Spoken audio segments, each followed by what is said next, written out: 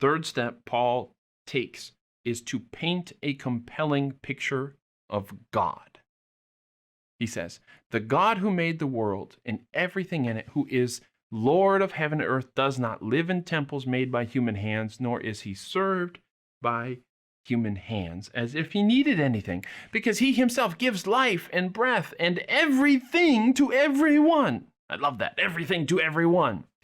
From one man he made every nation of the human race to inhabit the entire earth, determining their set times and the fixed limits of the places where they would live, so that they would search for God and perhaps grope around for him and find him, though he is not far from each one of us.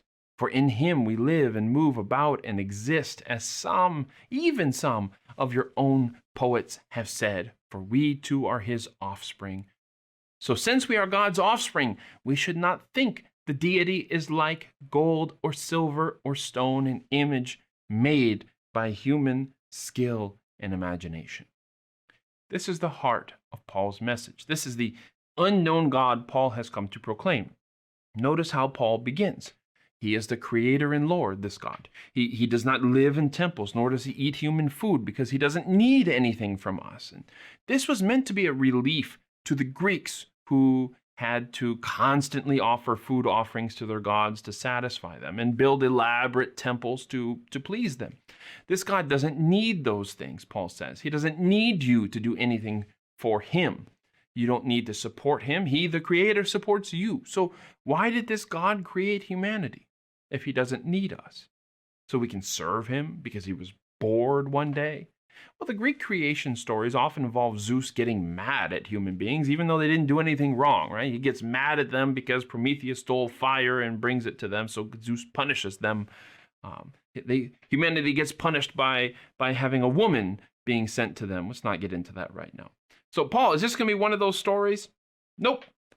Paul says that this God created man so that they would search for God and perhaps grope around for him and find him, even though he is not far from each one of us. This God is a God who wants to be found. He wants to be known. We were created to connect with this God, not to blindly serve or support him as his slaves. Even better, this is where Paul quotes his Greek philosophers. First up, Epiphanies, nailed it today. Woo! Anyways, who in Titus Paul calls one of their prophets. He quotes Epiphanies, in him we live and move and exist. Epiphanies was talking about Zeus when he wrote this, but Paul is redirecting that line to refer to his God, not to Zeus.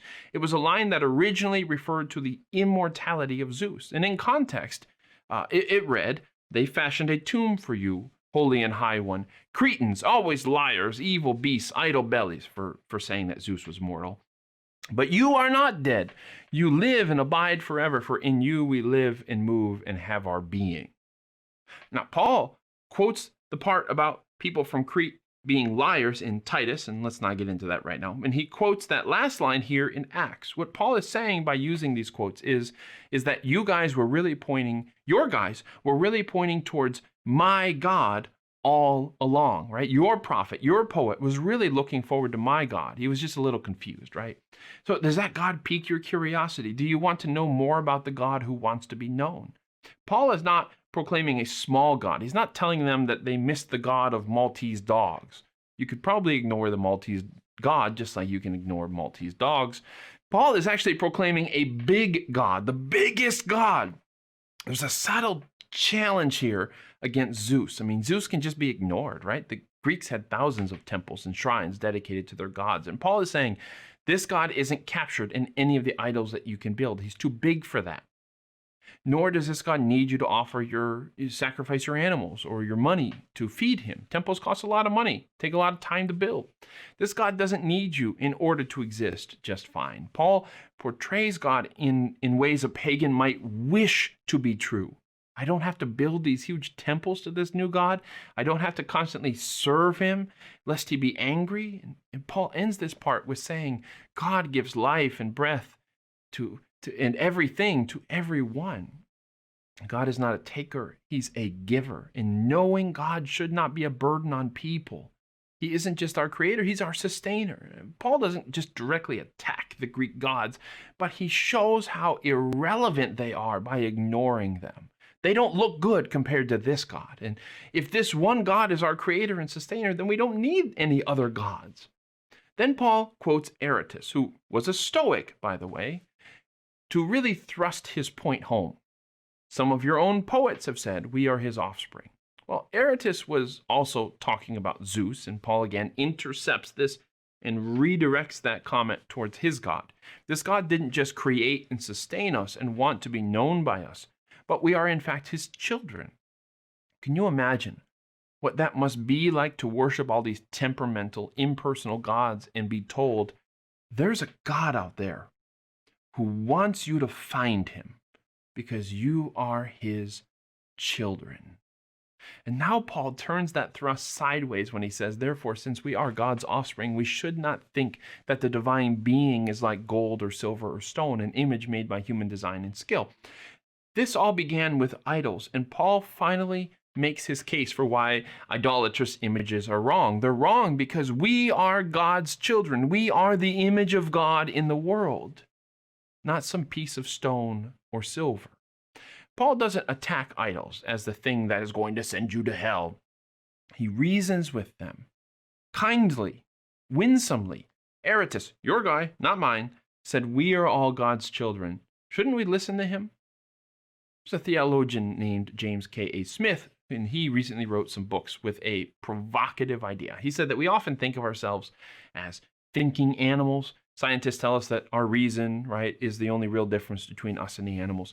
But Smith says, no, human beings are more than just thinking and believing animals. At our core, we are what we love, not just what we profess to believe.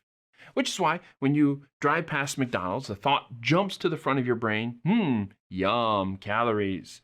But then your frontal lobe wakes up, hey, I'm not suicidal. Why do I want McDonald's? Right? It's our instinctive wanting that kicks in first, and our higher reasoning that comes in second. This is what Smith writes. What we love is a specific vision of the good life, an implicit picture of what we think human flourishing looks like. Now, that could be money and sex and drugs, or the good life for you could be a nice porch in the country with your Bible. But we instinctively chase that good life, that thing that we love, that thing that we want. Jesus said, where your treasure is, there your heart is also. Now, we can tell ourselves one thing. We can hide it and put on a good show, but we desire what we desire. So the goal is to train our desires. And I think one of the most important things we could do as Adventists is offer the world a picture of the good life with God. Because I believe only when you follow God faithfully will we flourish as human beings and reach our potential. If our message is, believe this truth or else, it's not a very compelling story. It's not a compelling picture of God. People today want a good story. They want to be a part of something beautiful.